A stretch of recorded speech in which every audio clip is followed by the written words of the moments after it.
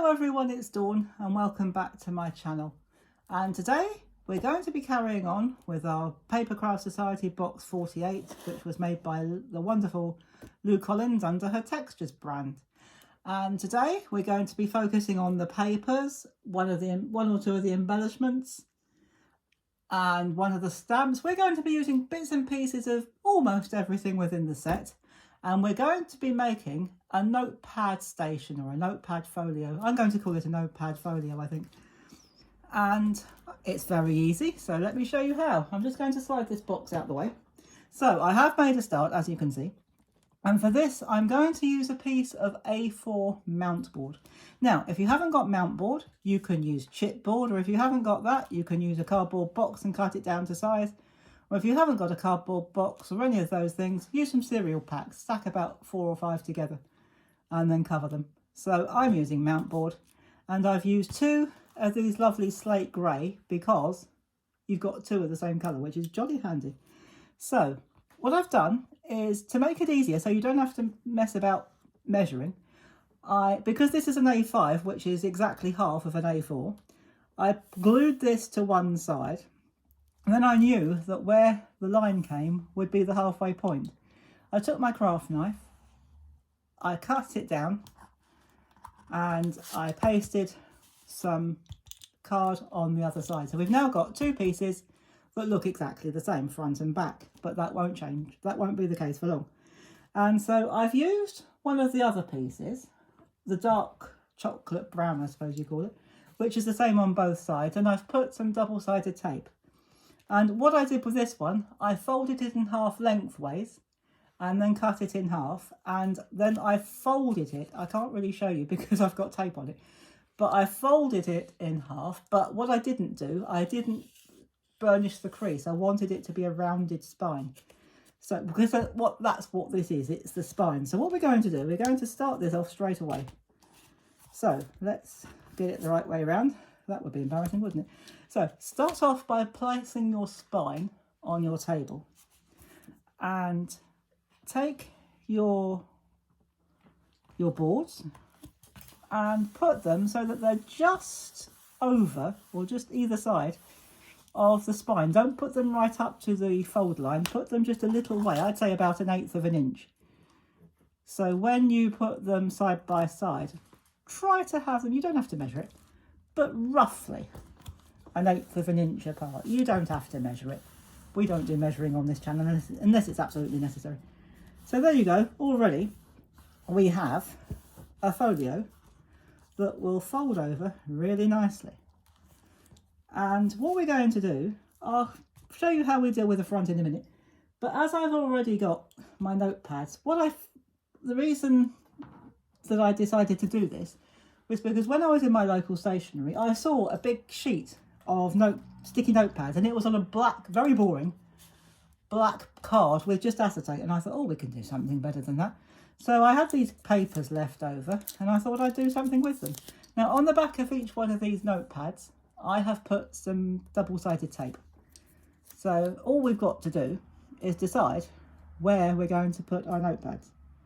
So I'm going to put one of them there. They're all different sizes, so you can adjust yours. This is really a process video. You don't really need many measurements. And I'm going to put one there and one there. And I'm going to put some on the other side. And this time I'm going to put the largest one in the middle. So they don't have to be symmetrical. You can put them wherever you want. It's your folio, you can put them where you like. And in the little pack, we had 4 of these little, what I call bookmarker tabs. So for those, because they're so small, what I'm going to do, I'm going to put some red runner tape on the back. Just run a strip and put them where you like. I'm going to put one there, and I think we'll put a pink one just below that, and one there. And the other 2 I'm going to put on this side. It doesn't matter if they're not straight like mine are. If you want to straighten them up, you could, if you wanted to, even draw a straight line and make sure that they're absolutely straight, but I'm not that fussy. So we won't bother. So as long as they're all in, I'm not really that bothered. So we might straighten it up in a minute just to make it look a bit better, especially if you're going to sell these. If you're doing a Christmas fair, if you're doing a craft fair for Christmas, it might be a good idea to try and straighten them up a bit. So, but that's the only problem with that. If you take them off, you're likely to pull them apart. So I think we'll live with that slightly off centre or slightly out of line. So that's how we put that in, nice and quick. And that's why we've left that gap, so that when we close it up, we could have left, actually we could have left a bit bigger gap, but not to worry. The other way around it is we could have just done one side, but that's okay. And the other thing we could do, which I haven't prepared, so we won't be doing, we could have put a clasp over the top, which I might do a bit later on. But just to make the front look a bit more interesting, what I have done, these gorgeous, this was a shaped leaf card, which Lou put in. And all I've done is I've inked them in a sort of autumny colour. I can't even remember what colour I used. And I've cut them in half. And what we're going to do with this is I'm going to use some of my glue stick. And we're just going to very quickly add some glue to the back. I only inked it on one side, or coloured it on one side. And we're going to have it so that the leaf part, or the stem part, is in the middle. And I'll show you why in a minute. Because I've used one of the stamps. So we're going to use this as a decoration, not as a card this time. We're going to use it to decorate the front of our folio. And what I will do a bit later on is I've got a bit of cardstock left, not much, but I'm going to make a clasp to put over the top. But that's easy. You just cut a strip of about 4 by 1 inch, you can put some magnets, or you can put some Velcro and just stick it over. It's ever so easy. So if I'd have thought about that earlier, I would have done, but I didn't, so I haven't. But there you go. It's ever so easy. So easy, even I can do it. So there we go. We've already got a very pretty front. Now the other thing I've done is I've used one of that gorgeous stamp. I knew I had to find a way of using that stamp.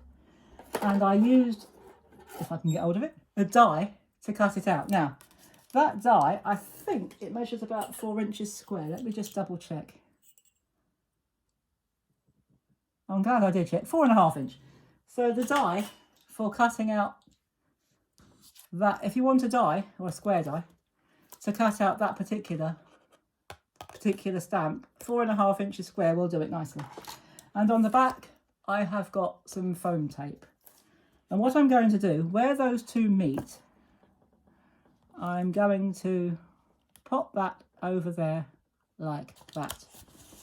So you've got a nice front to your folio. So you've still got a bit of that leaf if you wanted to. Lou was very generous and she gave us 4. So if you wanted to, you could cut another one out and add some more. But I think I'm going to leave it like that. I quite like a bit of that lovely grey sticking out, or showing, I should say, not sticking out, showing. So there we go. There is the front of our folio. We can make a clasp, which I probably will. And when you open it up, you've got those beautiful notepads all inside, which I hope you'll agree is a lot more pretty to look at than just an ugly black, or a rather plain black piece of cardboard. Now you can keep these on your desk. You can make them to gift or to sell, especially if you're doing a Christmas craft fair. I should think these will be quite popular. Now, if you want to, you can cover the inside, but I quite like the simplicity of white if we're making a notepad station. So we're going to close that up like that. I will add a clasp, and there we go. And for those who've asked about my husband, thank you very much. He's home now and doing very well. It's going to be I think it's going to be a week or so before he's totally back to normal, whatever that means. But he's doing very well and progressing nicely with his walking. So thank you to those who've asked. And that's it for today. That's our last project from this series.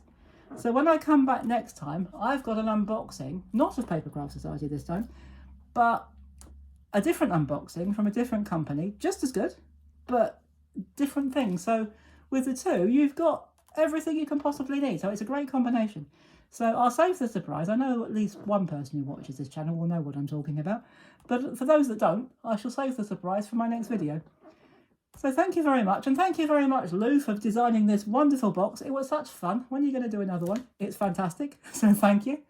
And in the meantime, thank you very much to everybody, for those who subscribed.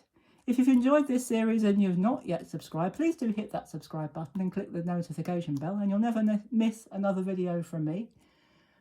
And I will see you very soon with our next video. And in the meantime, thank you so much for watching. Do take care, everybody. Have fun. And as always, happy crafting. Bye-bye for now.